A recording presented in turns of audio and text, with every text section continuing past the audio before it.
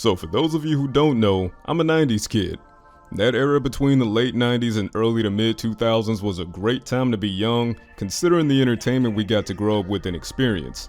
And like many, I used to rush home after school and anxiously await the most entertaining show of my youth. And that show was none other than Dragon Ball Z. However, my sister used to hog the remote and swap between MTV for TRL and BET for 106 and Park around that time frame. Eventually a compromise was met. I was given my own TV. Fat one with the knobs, you know. Changing channels sounded like gunshots. But I realized that I watched so much 106 and Park with her that I developed my own interest in it and would watch it on my own. I mean, it was loud, flashy, had big name artists making appearances, and Free was just fine. During its run, 106 had countless memorable moments and is remembered more for the highs than the lows. But what happened? Why did this show end? Let's first go back to the beginning and review. 106 and Park made its debut on September 11th of 2000. The runtime was just an hour, but we'd see that increase to 90 minutes, and it even ran for 2 hours sometimes depending on the schedule for BET that day. The concept of the show was basically BET's answer to TRL. And although shows like Rap City and Cedar's World had their own styles and ways of bringing you music videos, 106 and Park did it on a much larger scale.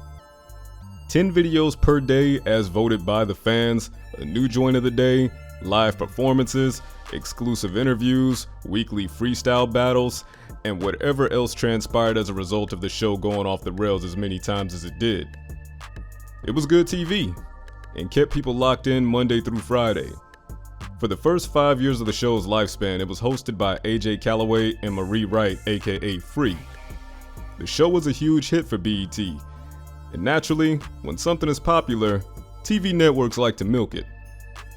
There was 106 and Park Prime, a Saturday showing of the most recent episode, 106 and Park Gospel, yes, that was actually a thing, and those mostly got the boot because of low ratings. The only thing to see success aside from the standard airing of the show was the annual New Year's Eve special known as 106 and Party. But aside from attempts to expand the show not really following through, it remained very successful for the most part. 106 and Park was primarily centered around hip-hop and R&B of course, but it would transcend that by inviting athletes, actors, and other entertainers to the couch. Things were going well during this time, the first 5 years of the show that is. But as the saying goes, all good things must come to an end. On July 28, 2005, a very emotional AJ took a moment live on the show to announce that it would be his last episode. Free would announce over the phone that it was a wrap for them both. It was sudden, abrupt, and people were genuinely devastated. What was next to come? Why? What the fuck? Well, AJ went on to clarify that he decided to leave on his own due to contract negotiations not meeting his needs or demands, and instead of settling with what BET offered, he decided to move forward with his career. But no one got a clear and concise answer of why Free left or allegedly got fired. There are many articles and links of her kind of dancing around the topic, and it also points to issues with negotiating with Stephen Hill, but she ultimately opts to not go into detail and lets us know that there was no beef with BET. Of course that could just be PR talk, but I wouldn't know. But the next phase of the show would see a mad scramble for replacement hosts, with Elisa Bermudez and Big Tigger stepping up the week after AJ and Free departed. There were a lot of celebrity guest hosts in the between time with a lot of appearances from Bow Wow, and this had to be the best era in Bow Wow's career. He was Mr. 106. Every song he dropped was the #1 video for countless days. But anyway, BET hosted a New Faces contest, and the winners of that would be Terrence J and Rocsi Diaz. They become the new permanent hosts starting on July 6th of 2006 and will remain all the way until September 28th of 2012, officially cementing themselves as the longest running hosts in the show's history. It was bumpy in the beginning because the fans still just wanted AJ and Free back because their chemistry together was unparalleled. And undoubtedly, it was rough for Terrence and Rocsi as well because they had to be constantly reminded that they weren't good enough. A lot of people thought Terrence was a cornball, and Rocsi just wasn't Free. I liked her though.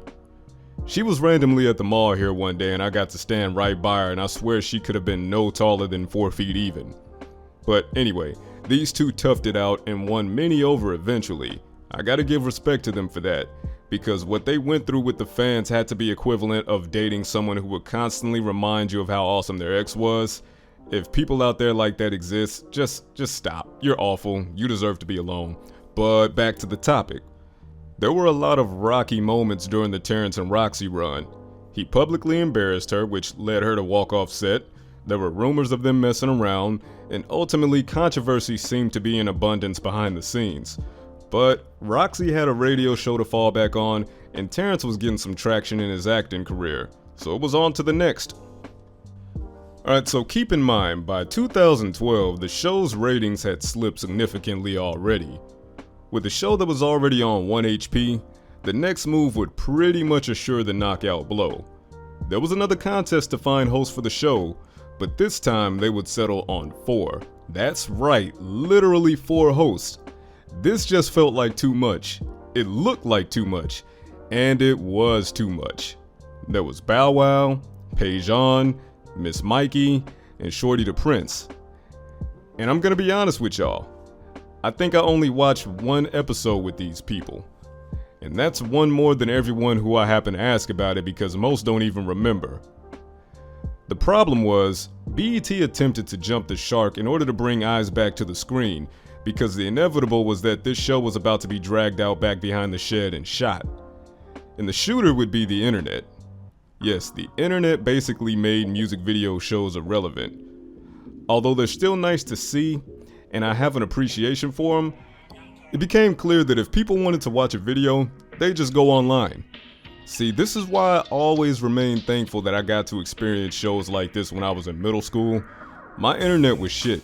It took 30 minutes to load a 20-second clip, so watching music videos online wasn't even an option, and on top of that, the quality was that good old grainy 240p garbage. But in the 2010s, the script was completely flipped. Not only could you see what you wanted when you wanted without having to wait until 5 p.m., you can actually follow the artist directly. WorldStar, TMZ, Twitter, YouTube, blogs, whatever. There were just way too many avenues to expect people to just sit and watch TV and warm up to new hosts all over again. It was just a bad situation. After attempts to spice up the show with new segments, the hosts were scrapped in less than a year. Bow Wow stuck around, and Angela Simmons was a temporary host until September of 2013. Then it would be announced that the new host to work alongside Bow Wow after all of the guest hosts would be Keisha Shantae. But the writing was on the wall. It was over. The vibes, the atmosphere, it all just felt off. The audience was quiet. It was just, I remember just feeling bad, like I couldn't believe that this was 106 in Park. And with that said, 106 was officially canceled on November 14th of 2014. The final episode would air on December 19th of that year. But that wasn't officially the last we'd see of 106.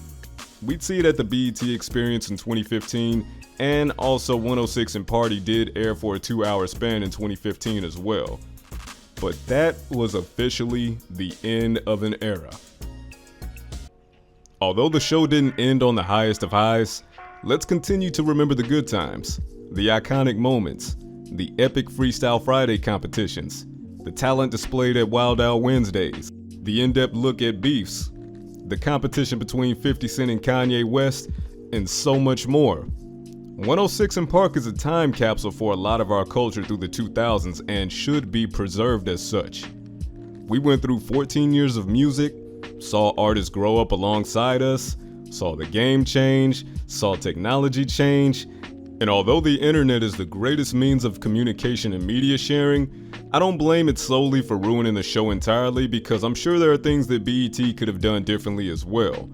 With TRL being rebooted in 2017, many would get online and speculate a 106 return. But nah, I'd prefer it to be remembered for having more good years than bad ones. And although this is the era of regurgitating our childhoods back at us, I think some things are best left in the past. All falls from grace aren't graceful, but some tend to be necessary. And after the second host swap, I think that would have been a good time to conclude. Many say that about the first host swap. So what memories do you have about 106 & Park? Was it a part of your childhood, your teen years, or adulthood as well? Would you like to see it come back? Or is it best left in the past? Let me know your thoughts below, and subscribe if you're new to the channel. I have more content in the works like this, and many more ideas, and your support is greatly appreciated.